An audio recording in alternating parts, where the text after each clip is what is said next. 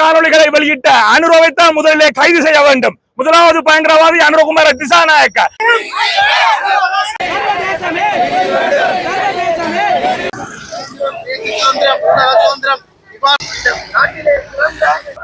அபயநாயக்க பிரபாகரன் அனுராட பக்கத்துல படம்.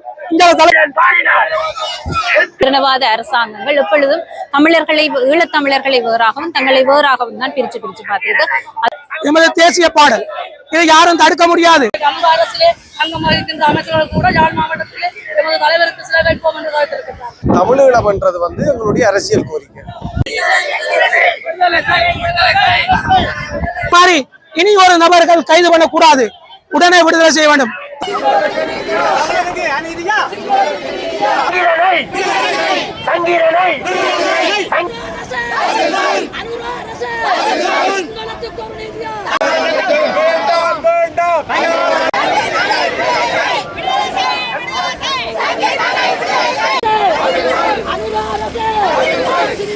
ஜேவிபி கட்சியினுடைய செயலாளர் டில்வில் சில்வா அவர்தான் மிக பெரும் பயங்கரவாதி.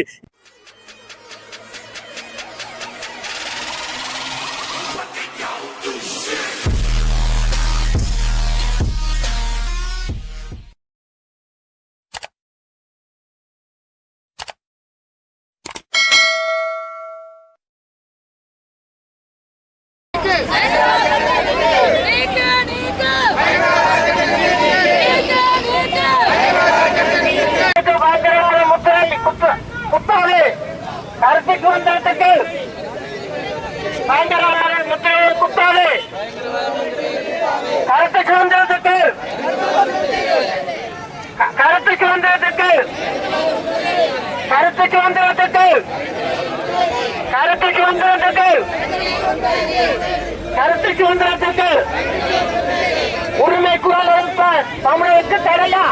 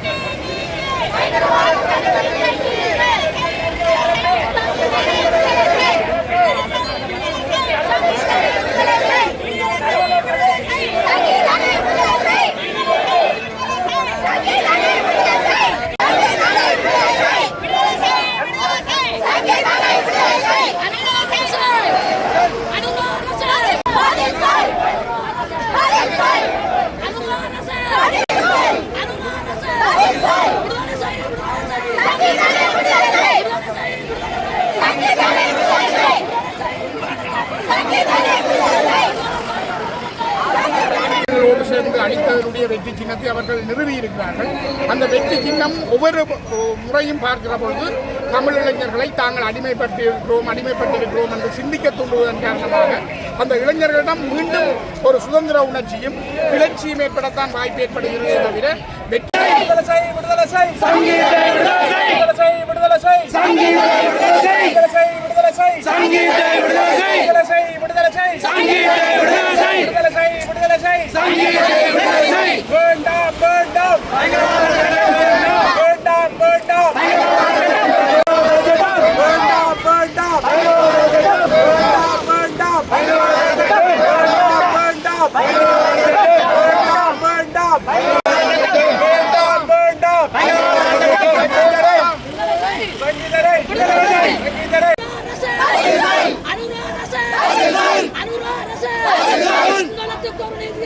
வேண்டாம் வேண்டாம் சங்கீதனை சங்கீரனை சங்கீரனை சங்கீரனை சங்கீரனை இலங்கை அரசு இலங்கை அரசு தமிழனுக்கு அநீதியா தமிழனுக்கு அநீதியா தமிழனுக்கு அநீதியா தமிழனுக்கு அநீதியா தமிழனுக்கு அநீதியா சொல்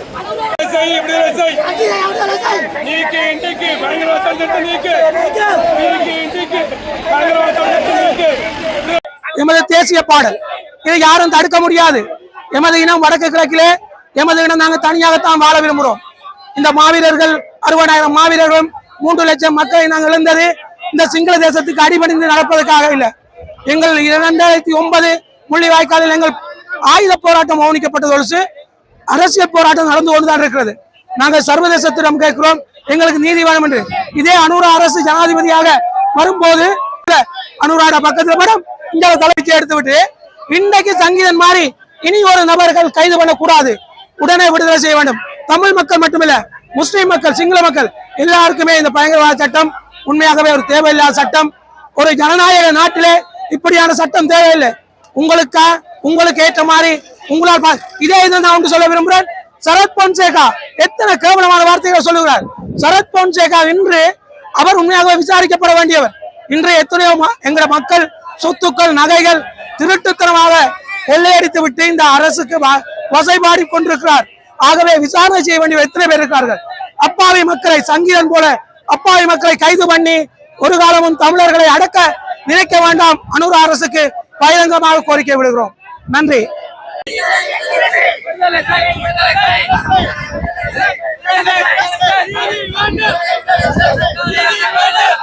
பாத்தீங்கன்னா கிளிநொச்சி பகுதியில் ஒரு இளைஞர் வந்து கைது செய்யப்பட்டவர். இந்த கைது வந்து அரசாங்கம் ஏதோ ஒரு விடயங்களை திசை திருப்புவதற்காகவும் தமிழ் மக்களை அடக்கி ஒடுக்கிறதுன்ற ஒரு அங்கமாகவும் பயன்படுத்துறதாக நான் நினைக்கிறேன். ஏனென்று கேட்டால் அந்த இளைஞன் இசையால தன்னுடைய பாடலால கொண்டு வந்த விடயங்கள், அதாவது விடுதலை புலிகளை மீளுருவாக்குறன்னு சொல்லப்படுற ஒரு விடயங்கள் வந்து முற்றுமுழுதாக மறக்கப்பட வேண்டிய விஷயம். ஏன்னு கேட்டால் தமிழீழம் என்றது வந்து எங்களுடைய அரசியல் கோரிக்கை. தமிழீழம் என்ற சொல்ல வந்து நான் நினைக்கிறேன் இலங்கையினுடைய பாராளுமன்றம் பெற முன்னம் நாடாளுமன்றத்தில் 1947ஆம் ஆண்டு தந்தை செல்வநாயகத்தால் முன்வைக்கப்பட்ட ஒரு விடயம். அது ஒரு அரசியல் கோரிக்கை. அந்த அரசியல் கோரிக்கை தொடர்பான அந்த பேரை உச்சரிக்கப்பட்டான்னு சொல்றதுக்கு சட்டத்தில் கூட இடம் இல்லை. அதே நேரம் ஈழம் என்றது வந்து இலங்கையினுடைய தேசிய கீதத்தில் கூட சொல்லப்பட்ட ஒரு விடயம். ஆகவே ஈழம் என்று சொல்றது, தமிழ் ஈழம் என்று சொல்றது, அல்லது எங்களுடைய இவ்வளவு 30 வருட காலமாக நாங்கள் யுத்தம் செய்து நாங்கள் எங்களுடைய தலைவர் மேதகு வேலுப்பிள்ளை பிரபாகரன் என்று சொல்றது, இதெல்லாம் சட்ட ரீதியாக தடை செய்யப்பட முடியாதவை ஒன்று.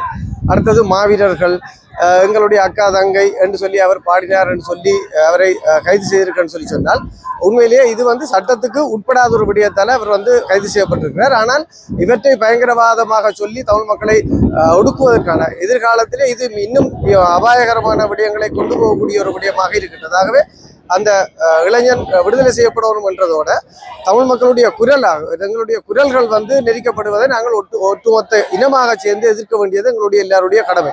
ஆகவே ஒரு விடுதலை போராட்டம் அரசியல் கோரிக்கைக்காக இடம்பெற்றதே ஒழிய தனிப்பட்ட நலன்களுக்காக இந்த விடுதலை போராட்டம் இடம்பெறவில்லை. ஆகவே ஒரு இளைஞனாக ஒரு எழுச்சி பாடலை பாடியதற்காக கைது செய்யப்பட்டது வந்து, அதுவும் பயங்கரவாத தடை சட்டத்திலே கைது செய்யப்பட்டது வந்து கண்டிக்கப்பட வேண்டிய விடயமும், அதே நேரம் நாங்கள் வெறுமனே அரசியல்வாதிகள்கிட்ட இந்த விடயங்களை ஒப்படைத்து விட்டு இருக்காது.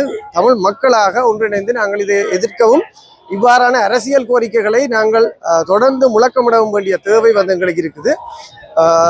உதாரணத்துக்கு குறிப்பிட்ட ஒரு சில இளைஞர்களாக அவர்கள் இதை வெளிப்படுத்துவதூடாக அவர்களை தனிப்பட ஒடுக்குவதற்கான ஒரு செயல் திட்டமாக நான் இதை பார்க்கிறேன். ஆகவே தமிழீழம் என்று உச்சரிக்கிறதுக்கு எல்லாருக்கும் உரிமை இருக்கு, தலைவர் என்று சொல்றதுக்கும் உரிமை இருக்கு. என்னென்னு கேட்டால் எங்களுடைய குடும்ப உறவுகளை உச்சரிக்கிறதுக்கு இங்கே சிங்களம் வந்து தடை போட முடியாது. ஆகவே அந்த இளைஞன் விடுதலை செய்யப்பட வேண்டும். அவர் விடுதலை செய்யப்படும் வரைக்கும் நாங்கள் தொடர்ச்சியாக எங்களுடைய அழுத்தங்களை கொடுத்து போராடணும் என்றதை நான் தெரிவித்துக் கொண்டேன். என்று கேட்டால் 32 வருடங்களாக இருக்கக்கூடிய அரசியல் கைதிகளை இன்றைக்கு விடுதலை செய்ய முடியாத ஒரு அரசியல் நிலைமை எங்களுக்கு இருக்குது. ஆகவே இந்த இளைஞரையும் நாங்கள் கடந்த சில மாதங்களுக்கு முன்புதான் நான் விடுதலையாகி வந்தேன். ஆகவே பயங்கரவாத தடை சட்டம் என்ற எந்த விதமான நீதிமன்ற நடவடிக்கையும் இல்லாமல் இருந்து வந்தேன். ஆகவே பயங்கரவாத தடை சட்டம் மட்டும் இந்த இளைஞனை ஒரு அப்பாவி இளைஞனாக நான் கருதுகிறேன். அவர் வந்து ஆயுத போராட்டத்திலேயோ இல்லை வேறு ஏதாவது போராட்டத்தில் பங்கு கொண்ட ஒரு ஆள் இல்லை. அவர் வந்து தமிழீழம் பிடிக்க போறோம்னு சொல்லி வலிக்கிட்ட ஆளும் இல்லை, அல்லது ஆயுத போராட்டத்துக்கு உந்துதல் அளித்த ஒரு ஆளும் இல்லை. ஆகவே அவர் உடனடியாக விடுதலை செய்யப்பட வேணும். அதுக்கு நாங்கள் எல்லாரும் இணைந்து குரல் கொடுப்பதோட ஒருங்கிணைந்து போராடணும் என்றதை நான் இந்த சந்தர்ப்பத்தில் எல்லாரையும் வலியுறுத்தும். அந்த அரசிலே அங்கம் வகிக்கின்ற அமைச்சர்கள் கூட யாழ் மாவட்டத்திலே எமது தலைவருக்கு சில வைப்போம் என்று கருத்திருக்கிறார். அதாவது சந்திரசேகர் கருத்திருக்கு, அமைச்சர் சந்திரசேகர் மேடையிலே கருத்திருக்கு. அப்ப அவர்கள் எல்லாம் சந்தோஷமாக இந்த மண்ணிலே நடமாடி தங்களுடைய வாக்கு வங்கிகளை வேண்டுகின்றார்கள். சாதாரண ஒரு இளம் வயது இளைஞன் அவனுடைய பிறந்த நாள் நேற்றைய தினம், அதாவது வெள்ளிக்கிழமை அந்த பிறந்த நாளை நாயக பாடலை பாடினார் என்ற ஒரு குற்றச்சாட்டிலே பயங்கரவாத தடை சட்டம் சங்கீதனுக்கு பாய்ந்திருக்கிறது. அந்த வகையிலே தமிழர் தேசத்திலே தங்கியிருக்கிற நீங்கள் இந்த பயங்கரவாத தடை சட்டத்தின் கீழ் அரஸ்ட் பண்ணப்பட்ட சங்கீதனுக்கு ஒரு நியாயம் மற்றும் பல அமைச்சர்களுக்கு ஒரு நியாயம் இல்ல. இந்த நாடு எப்பயுமே தன்னை பிரிச்சு தான் பார்த்திருக்கு. இந்த சிங்கள பேரினவாத அரசாங்கங்கள் எப்பொழுதும் தமிழர்களை ஈழத்தமிழர்களை வேறாகவும் தங்களை வேறாகவும் தான் பிரிச்சு பார்த்திருக்கு. அதற்கு பின்னதாக வேறாக பிரிச்சு தாங்களே பார்த்துட்டு எங்களை பயங்கரவாத தடை சட்டத்துல பிரித்தாள நினைக்கிறோம் என்று சொல்லி எங்களை பயங்கரவாதத்துல தடை சட்டத்துல தள்ளு. இது ஒரு மிக அநியாயமான விடயம். எங்களுக்கு எங்களோட 1958 இருந்து எங்களுக்கு அநியாயம் தான் நடந்து கொண்டிருக்குது. ஆனால் ஒரு கலைஞனை இந்த பயங்கரவாத தடை சட்டத்தின் மூலம் அடைப்பதன் மூலம் தமிழர்களின் குரல்களை நசுக்குவதாக நினைக்கிறது. இது ஒரு பண்பாட்டு இன அழிப்பு. இதை நாங்கள் வலியுறுத்தி சொல்லணும். இது ஒரு பண்பாட்டு இன அழிப்பு. எங்கள் மீதான இனப்படுகொலை 2009 உச்சத்திற்கு வந்ததற்கு பின்னர் மெதுவாக நடக்கின்ற பண்பாட்டு இனப்படுகொலை இது ஒன்று. ஆனால் இதன் மூலம் எங்களுடைய ஈழத்தமிழர்களுடைய குரலை நசுக்க முடியாது. சர்வதேசம் நிச்சயமாக நீதி தர வேண்டும். ஏனென்றால் உள்நாட்டு பொறிமுறையில் எங்களுக்கு நம்பிக்கை இல்லை. உள்நாட்டு பொறிமுறைகளின் மூலம் எந்த தீர்வும் எங்களுக்கு கிடைக்காது, தீர்வும் கிடைக்காது, நீதியும் கிடைக்காது. ஆகவே சர்வதேசம் இவற்றையெல்லாம் கருத்தில் எடுக்க வேண்டும்.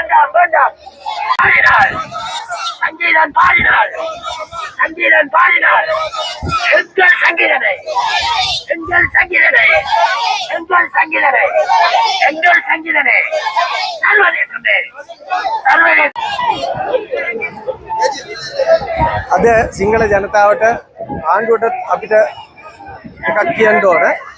තමිළීළම් කියන්නේ අපේ මාතෘ භූමිය, මෞර්ය භූමිය. ඒක තහනම් කරපු වචන නෙමේ. දැන් කිල්ලච්චිය තරුණ එක්කෙනෙක් සින්දු වලින් ඒ වචනේ පාවිච්චි කරා කියලා දැන් ත්‍රස්තවාදී පනතෙන් අරස් කරලා දැන් ඉරේ ඉන්නවා. ඒ කියන්නේ තමිළීළම් ඊළම් නැත්තම් අපේ නායක ප්‍රභාකරන් නැත්තම් අපේ මානව සහෝදරයෝ ඒගොල්ලන් නම පාවිච්චි කරන්නේ තහනම් නෙමෙයි. තහනම් කරලා තියන්නේ ත්‍රස්තවාදී පනතෙන්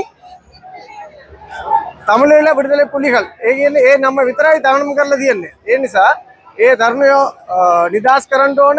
ත්‍රස්තවාදී පනත තියාගෙන දෙමළ මිනිස්සුන්ගේ අයිතිවාසිය නැති කරන්න එපා. නැත්තම් මේ සිද්ධි වලින් වෙන මොකක් හරි ආණ්ඩුව කරන්න ලෑස්ති කරනවා කියලා තමයි මම හිතන්නේ. ඒ නිසා අද සංගීත නිදාස් වෙන්න ඕන. ත්‍රස්තවාදී පනතෙන් මේ විදියම දෙමළ තරුණයෝට නඩු දාන්න එපා. එහෙම කියලා මම ඉල්ලීමක් කරනවා. ඒ කියන්නේ තමිළීළම් කියන වචනේ හරි දැනට ඒ සින්දු වලින් පාවිච්චි කරන නම රහණන් නෙමෙයි. ඒ නිසා ඒ තරුණයෝ අනිවාර්යයෙන්ම නිදාස් කරන්න ඕන. දැන් ඉරේ ඉන්න කට්ටිය දැන් අවුරුදු 32කට වැඩියෙන් ඉරේ ඉන්න කට්ටිය නිදාස් වෙන්න ඕන කියලා මම ඉල්ලීමක් කරනවා. අනිත් මේ ආණ්ඩුව ඇවිල්ලා දීපු පොරොන්දුව දෙමළ මිනිස්සුන්ට දීපු පොරොන්දුව තාම කරලා නැහැ. බොරුවක් කරලා තියන්නේ. දැන් අනුර කුමාර ආපු කාලේ ඉඳලා දෙමළ මිනිස්සුන්ට පළවෙනි වචනය මේ ත්‍රස්තවාදී පනතේ අයින් කරනවා කියලා. ඉරේ ඉන්න පොලිටිකල් ප්‍රිසනර් ඔක්කොම නිදාස් කරනවා කියලා. එහෙම බොරුවක් කරලා තමයි දැන් ආණ්ඩුව අරන් යන්නේ. මේ විදියම යනවනම් 2029 එනකොට මේ ආණ්ඩුව අරන් යන්න බෑ. වෙන කවුරු හරි මෙතනට එනවා. ඒ නිසා හොඳ දේවල් දෙමළ මිනිස්සුන්ට කරනවා කියලා අපි දෙමළ මිනිස්සු ඔක්කොම ඡන්ද දාලා තියන්නේ JVPට.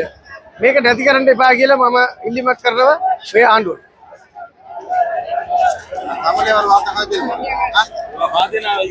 நாட்டிலே பிறந்த இளைஞர் தலைமுறைகள் இளைய தலைமுறைகளிடம் அந்த ஏவிபியினுடைய கோர முகங்கள் தெரியாமல் இருக்கலாம்.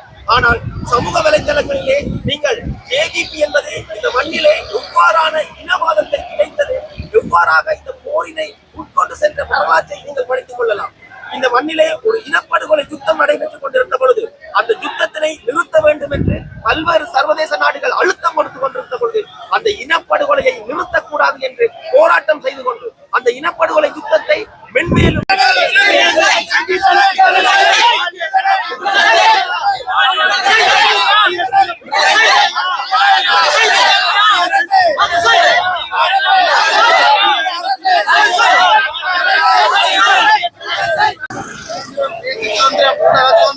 இவ்வாறான செயற்பாடுகளை எல்லாம் தாங்கள் அனுமதித்திருக்கிறோம் என்று காண்பித்துத்தான் அவர்கள் சர்வதேச விசாரணைக்கு போகாமல் ஒரு உள்ளக விசாரணை மூலமாக கால நீடிப்பை பெற்றுக் கொண்டிருந்தார்கள். அவ்வாறு கால நீடிப்பை பெற்று அந்த இனப்படுகொலை குற்றங்களிலே சம்பந்தப்பட்டவர்கள் சர்வதேச குற்றவியல் நீதிமன்றத்துக்கு அந்த விசாரணைக்கு முகம் கொடுப்பதிலிருந்து பாதுகாக்கப்பட்ட பிற்பாடு இன்று புதியவர்கள் ஆட்சிக்கு வந்திருந்து கடந்த 17 வருடங்களிலே எதையெல்லாம் தமிழர்களுக்கு அனுமதித்திருக்கிறோம் என்று இவர்கள் ஐநாவுக்கு காட்டி சர்வதேச விசாரணையில் இன்று தப்பித்துக் கொண்டார்களோ அதே செயல்பாடுகளை குற்றமாக இன்று காட்டி கைது செய்து சிறையில் அடைக்கின்ற செயல்பாடுகள் நடைபெற்றுக் கொண்டிருக்கின்றது. ஆகவே இது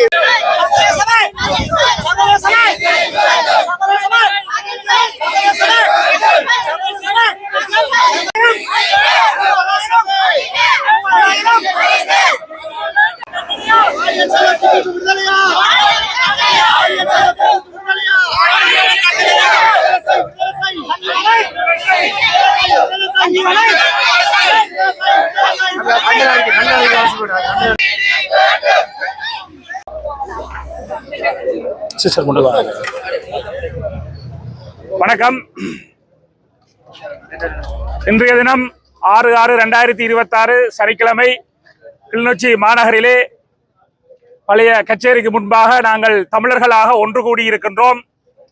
அண்மையிலே கைது செய்யப்பட்ட சங்கீதனுக்கு நீதி வேண்டும் என்கின்ற அடிப்படையிலே தமிழ் இனம் சார்ந்து தன்னுடைய கருத்துக்களையும் கலைத்திறமைகளையும் வெளிப்படுத்தியிருக்கக்கூடிய ஒரு ஜனநாயக ரீதியிலான ஒரு விதத்திலே செயற்பட்ட ஒரு இளைஞனை மிகவும் மோசமாக பயங்கரவாத தடை சட்டத்தின் கீழே ஸ்ரீலங்கா அரசு கைது செய்திருக்கிறது. இந்த விடயம் அனுர அரசினுடைய இனவாதத்தை மிக அப்பட்டமாக வெளிக்காட்டி நிற்கின்றது. தென்னிலங்கையிலே பலவிதமான தவறுகள் நடக்கின்றன. பயங்கரவாதத்தை தூண்டுகின்ற செயற்பாடுகள் எல்லாம் தென்னிலங்கையிலே இனவாதிகளாலும் மதவாதிகளாலும் பிக்குகளாலும் மேற்கொள்ளப்பட்டு கொண்டிருக்கக்கூடிய சூழ்நிலையிலே அவர்கள் மீது எந்த நடவடிக்கையும் எடுக்கப்படாமல், அதற்கு நல்ல உதாரணம் அண்மையிலே ஒரு சிறுமியை பௌத்த பிக்கு வன்புணர்வு செய்திருக்கக்கூடிய ஒரு குற்றத்திலே கைது செய்யப்பட்டு பிணையிலே விடுதலை செய்யப்பட்டிருக்கிறார். அதை தென்னிலங்கை சிங்கள சகோதரர்கள் கூட ஏற்றுக்கொள்ள முடியாத ஒரு மிக அப்பட்டமான குற்றமாக இருக்கக்கூடிய நிலையிலே இவ்வாறான ஒரு பாரதூரமான குற்றங்கள் எல்லாம் மறைக்கப்பட்டு அரசுக்கு சார்பாக அவர்கள் செயற்பட்டால் அவர்கள் மீது எந்த நடவடிக்கையும் இல்லாமல், அதே நேரம் தமிழன் என்கின்ற ஒரே காரணத்துக்காக ஒரு ஜனநாயக ரீதியிலே கலைகளை தன்னுடைய உணர்வை வெளிப்படுத்தி நிற்பது எந்த விதத்திலுமே ஒரு பயங்கரவாத செயற்பாடாக ஆகாது. நாங்கள் தமிழீழம் என்கின்ற தனிநாட்டை கோருவது கூட பிரிவினைவாதம் அல்ல, பயங்கரவாதம் அல்ல. எங்களுடைய இறைமை இழக்கப்பட்ட ஆட்சியைத்தான் நாங்கள் கோரி நிற்கின்றோம். போர்த்துகீசர், ஒல்லாந்தர், ஆங்கிலேயர் இந்த நாட்டுக்கு வருவதற்கு முன்பாக தமிழ் ராஜ்யம் தனி ராஜ்யமாக, தனி அரசாக, தனி நாடாக நாங்கள் வாழ்ந்து வந்தோம். காலங்காலமாக நாங்கள் வாழ்ந்து வந்த அந்த ராஜ்யத்தை, அந்த உரிமையை கேட்பது என்பது அல்லது தமிழீழம் என்ற சொல்லை பாவிப்பது என்பது எந்த விதத்திலுமே சர்வதேச சட்டங்களுக்கு அமைய பயங்கரவாதமாகவோ பிரிவினவாதமாகவோ கொல்லப்பட முடியாது. நாங்கள் இழந்த ஆட்சியை மீண்டும் கேட்கிறோமே தவிர ஒரு நாட்டை இரண்டாக பிரித்து தர சொல்லி கேட்கவில்லை.